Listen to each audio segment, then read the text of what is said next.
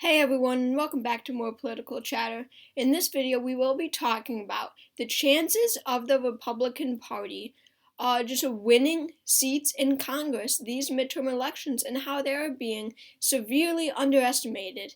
And in the recent weeks, how I believe that the Republican Party has stepped it up big time and how much of a greater chance they now have of winning the Senate and the House.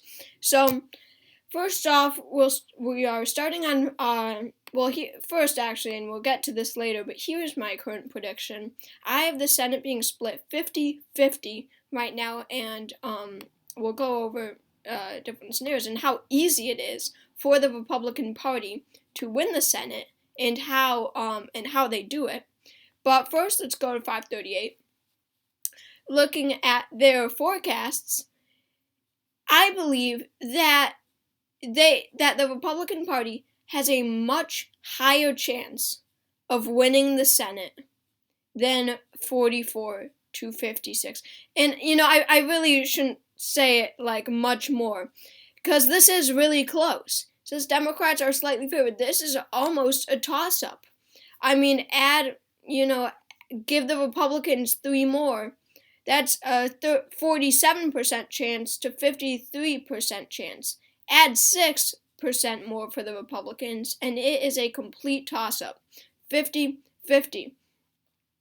I kind of regret saying that now that I put it into perspective, because I do believe that the Democrats are just slightly favored to win the Senate, and we'll get to why, and it's because of the state of Pennsylvania.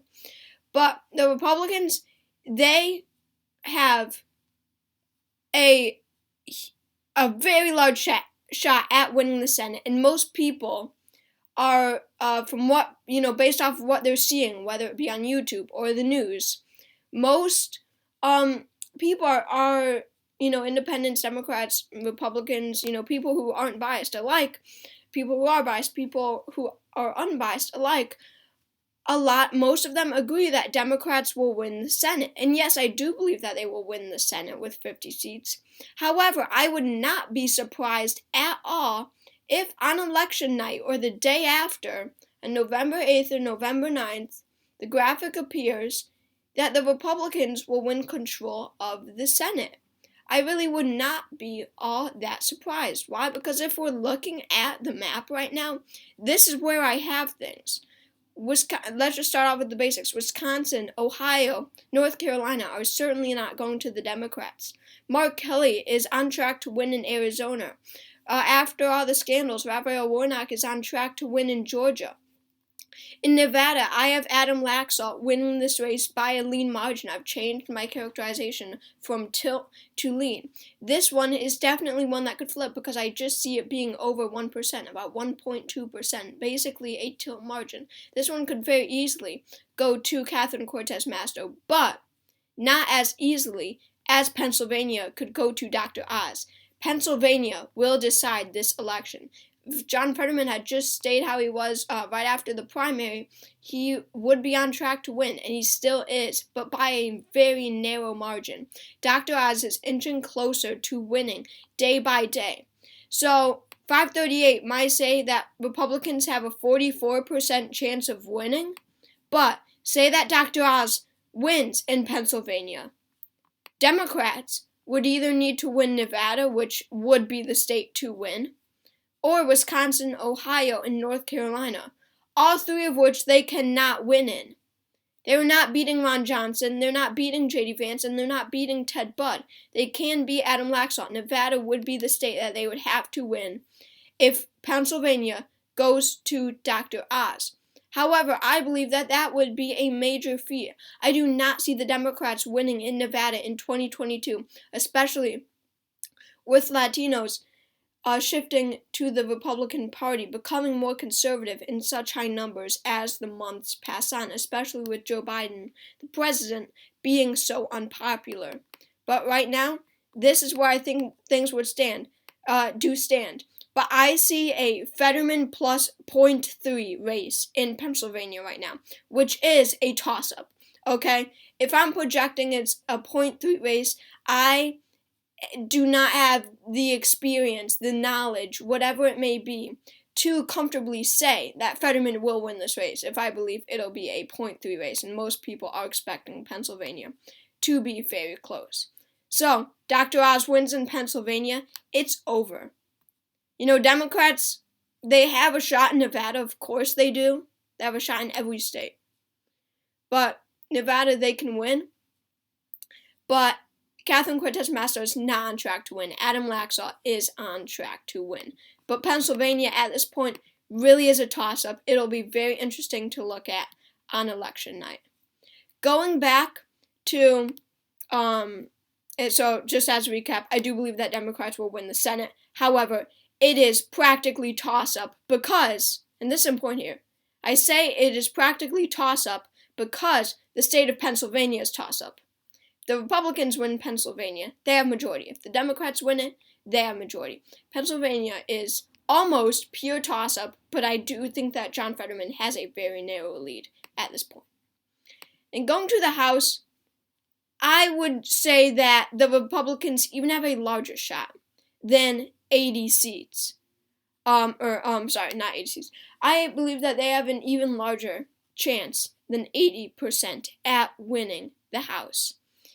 Look, before I really got into the House and did my first prediction was such a newsflash because I thought, at the peak of Biden being unpopular, but Democrats doing really good, like during the summer, I was thinking that, you know what? I bet the Democrats will hold on to the House by 1 or 2 seats. I bet it's going to be this huge upset and everything. But once I actually did my first House prediction, I realized that is not even possible. I would give Republicans around a 92 to 95% chance of winning the House. Use this video against me if I'm wrong, come November 9th, or November, I know election day is November 8th, I'm saying the day after, but whatever. But I am certain that Democrats will not win the House of Representatives.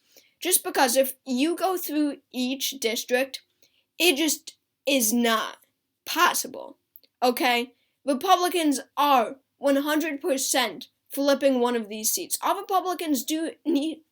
So, I learned this yesterday, or 2 days ago or something. All Republicans need to do is flip 5 seats in the House. 5. Just 5. That is going to be incredibly easy for the Republican Party. They're going to flip 3 in Arizona alone. They can flip some in Pennsylvania. They can flip Virginia's first. And there you have it. You have the 5 seats that Republicans need to flip. So, essentially, Republicans are winning the House. And I'm 100% confident in that. So, thank you for watching this video. The point of this is that Democrats are being overestimated. Republicans are being overestimated. In the end of last year after Glenn Youngkin, they were not at all. And it won't be as red as that, certainly. I hope everyone can agree on that, as we thought it would, in late 2021.